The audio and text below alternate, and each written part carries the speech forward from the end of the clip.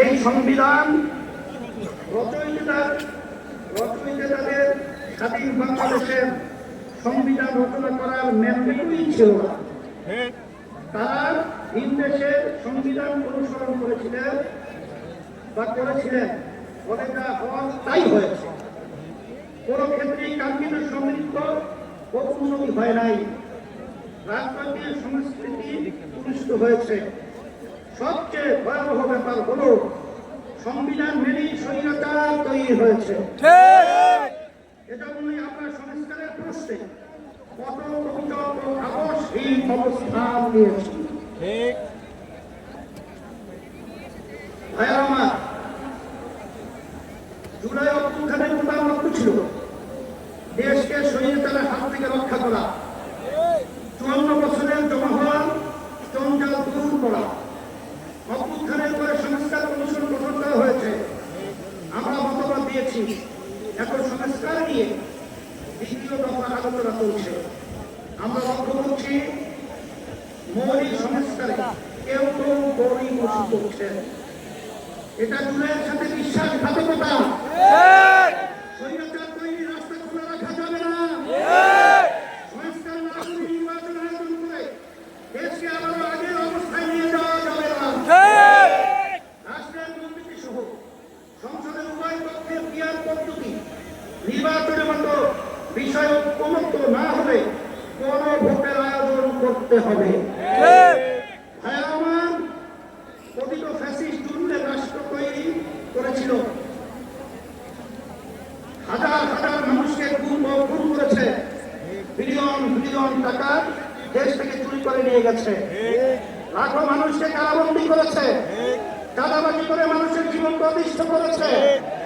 আর 24শে জুলাই তো প্রকাশ্যে বড় হত্যা করেছে। ফলে তাদের কোনো ক্ষমা নাই। যারা সরাসরি ফৌজদারি অপরাধের সাথে জড়িত ছিল তাদের বিচার করতে হবে। যারা অপরাধে সহায়তা করেছে তাদেরও বিচার করতে হবে। বিচারের ক্ষেত্রে কিছুটা অগ্রগতি হলেও অতীত সরকারের অধিকাংশ মন্ত্রী, এমপি এবং নেতারা এখনো জেলের বাইরে। অনেকেই দেশের বাইরে থেকে উস্কানি নিয়ে যাচ্ছে।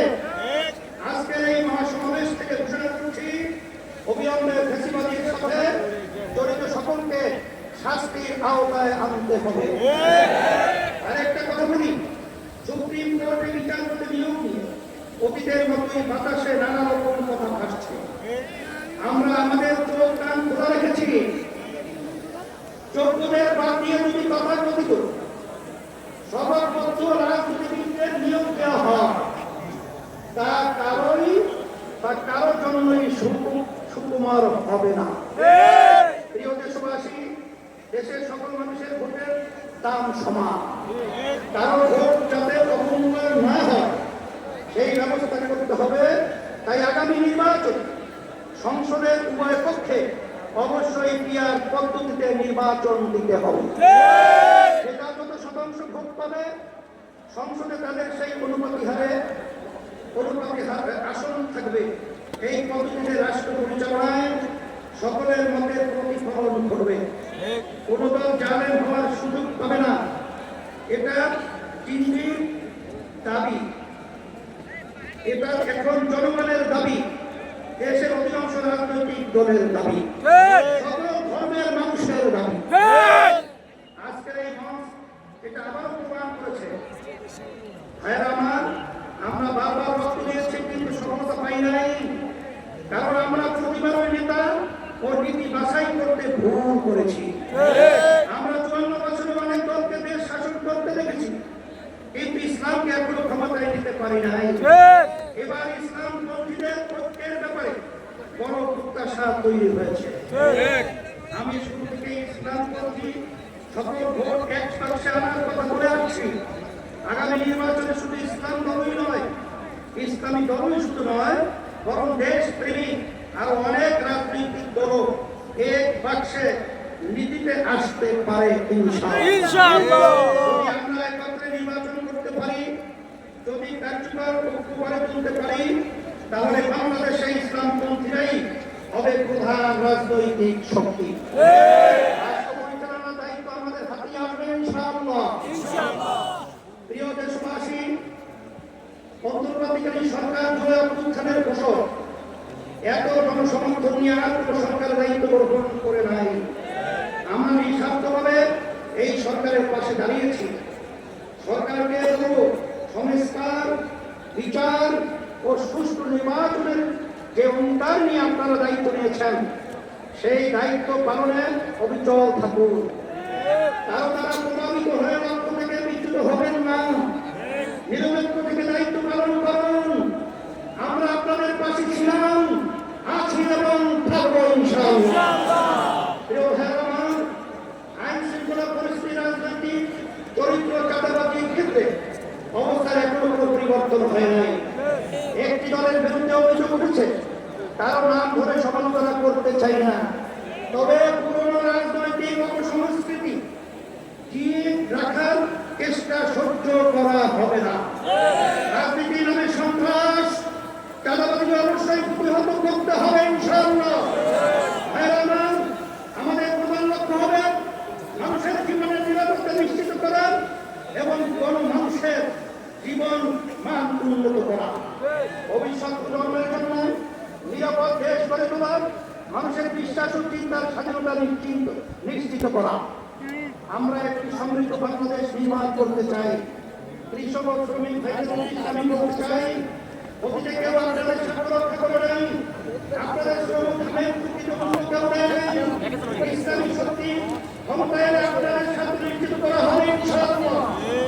ব্যবসায়ী ভাইদের উদ্দেশ্যে বলতে চাই, আপনাদেরকে কষ্টে চালা দিতে হয়, প্রশাসনিক হয়রানির শিকার হতে হয়, বিদ্যুৎ জ্বালানি নিয়ে দোকান দিয়ে শিকার হতে হয়, ঋণ পাওয়া নিয়ে ব্যতিব্যস্ত হতে হয়। ইনশাআল্লাহ আমরা রাষ্ট্র পরিচালনার দায়িত্ব পেলে আগামী বাংলাদেশ হবে ব্যবসা বান্ধব বাংলাদেশ। যেন কি তরুণদেরকে বলি, তোমরা আমাদের ভবিষ্যৎ, তোমাদের সম্ভাবনা কিসের জন্য আমরা ওয়াদাবদ্ধ। আমি আমার প্রিয় তরুণ যুবকদের আশ্বস্ত করতে চাই, আগামী বাংলাদেশে তোমরাই হবে মূল শক্তি। বাংলাদেশ তার ব্যবস্থা করবে ইনশাআল্লাহ। তোমাদের জীবনের প্রথম লক্ষ্য সত্যের পক্ষে, কল্যাণের পক্ষে, ইসলামের পক্ষে এটা করতে পারো, এদেশকে আমরা গড়ে তুলবই ইনশাআল্লাহ। আমাদেরকে কেউ দমাতে পারবে না ইনশাআল্লাহ। আমরা কথা দিচ্ছি, আমাদেরকে দায়িত্ব দিলে দুর্নীতি দুঃশাসন মুক্ত একটি সমৃদ্ধ বাংলাদেশ তোমাদের উপহার দেব ইনশাআল্লাহ। প্রবাসী ভাইদের উদ্দেশ্যে আমি বলতে চাই, আপনারা দেশের অর্থনীতির অন্যতম প্রধান শক্তি, আপনারা আমাদের প্রেরণা, আপনারা ভিআইপি। আপনাদের উপযুক্ত সম্মান এবং ন্যায্য পাওয়া নিশ্চিত করার জন্য যা যা করার দরকার আমরা তাই করব ইনশাআল্লাহ। সম্মানিত ওলামায়ে-কেরাম, আপনারা দেশের শ্রেষ্ঠ সন্তান, অথচ অনেক ক্ষেত্রেই আপনারা অবহেলিত এবং রাষ্ট্রের সুবিধা থেকে বঞ্চিত। আগামী নির্বাচনে আমরা দেশ পরিচালনার দায়িত্ব পেলে ওলামায়ে-কেরামদের প্রাপ্য সম্মান ও মর্যাদা নিশ্চিত করব ইনশাআল্লাহ। প্রিয় দেশবাসী, ইসলামী আন্দোলন বাংলাদেশ প্রতিবেশী রাষ্ট্রের সাথে শান্তি ও সৌহার্দ্যপূর্ণ সম্পর্ক চায়, সহযোগিতামূলক সম্পর্ক চায়, নিরাপদ সম্পর্ক চায়, তবে কোনো আগ্রাসী মনোভাব, অবৈধ হস্তক্ষেপ বা চোখ রাঙানি প্রত্যাশা করে না। বাংলাদেশের হিন্দু, বৌদ্ধ, খ্রিস্টান, উপজাতি, ক্ষুদ্র, নৃগোষ্ঠী এবং মুসলমান সকলে মিলেই আমরা বাংলাদেশী।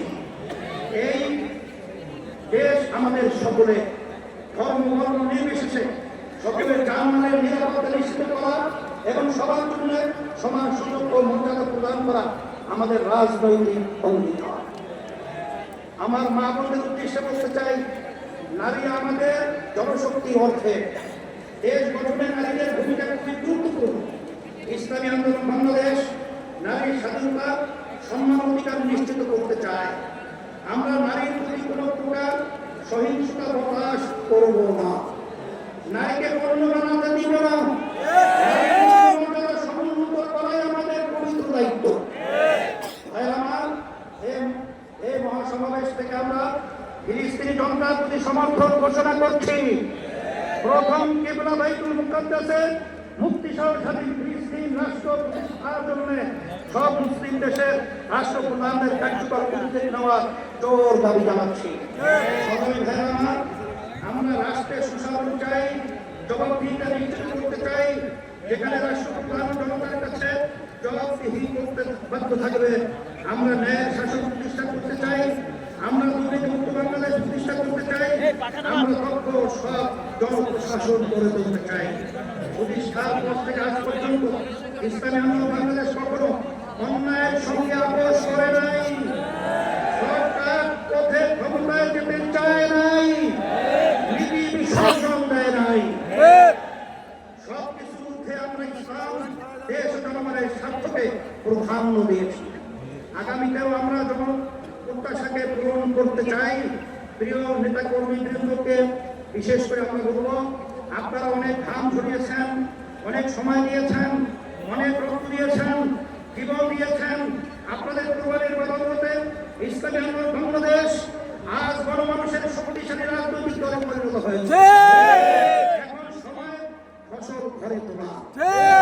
সুতরাং সমাবেশ থেকে ফিরে গিয়ে কমিটিগুলোকে আরো সক্রিয় করুন, গ্রাম মহল্লা ভোট কেন্দ্র ভিত্তিক কমিটি গঠন করুন, সকল ভোটারের কাছে গিয়ে দাওয়াত দিন।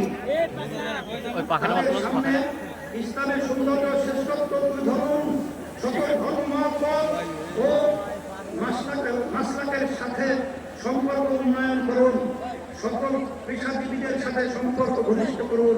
প্রিয় দেশবাসী, আগামী বাংলাদেশ ইসলামের বাংলাদেশ, আগামী বাংলাদেশ দেশপ্রেমিকদের বাংলাদেশ, এই লক্ষ্য অর্জনের সকলকে সর্বোচ্চ শক্তি নিয়োগ করার আহ্বান জানাচ্ছি। আসুন সকলে মিলে আমাদের স্বপ্ন পূরণে একযোগে কাজ করি। আজকের মহাসমাবেশে আসার জন্য সবাইকে আবার ধন্যবাদ ও কৃতজ্ঞতা জানাচ্ছি। ইসলামী আন্দোলন বাংলাদেশের সকল নেতা কর্মীকে শুকরিয়া জানাচ্ছি। আপনারা যেন পরিশ্রম করেছেন, তার প্রতিদান একমাত্র আল্লাহই প্রদান করবেন ইনশাআল্লাহ। সারা দেশ থেকে যারা এসেছেন, সহযোগিতা করেছেন, প্রচার করেছেন এবং যুক্তি পরামর্শ দিয়েছেন, তাদের সবার জন্য অন্তর থেকে বলছি আল্লাহ আপনাদের প্রতিদান দিবেন। প্রশাসনের ভাইদের শুকরিয়া জানাই, সামাজিক কর্মীদের শুকরিয়া জানাই, আরো যারা যেভাবে সহায়তা করেছেন তাদের সবার জন্য আল্লাহর কাছে দোয়া করি। আল্লাহ হাফেজ। ইসলামী আন্দোলন বাংলাদেশ এমন একটা অবস্থান আপনাদেরকে মেসেজ দিয়েছে, 5ই আগস্টের পরে এখন ইসলামের পক্ষে যে ক্ষেত্র তৈরি হয়েছে,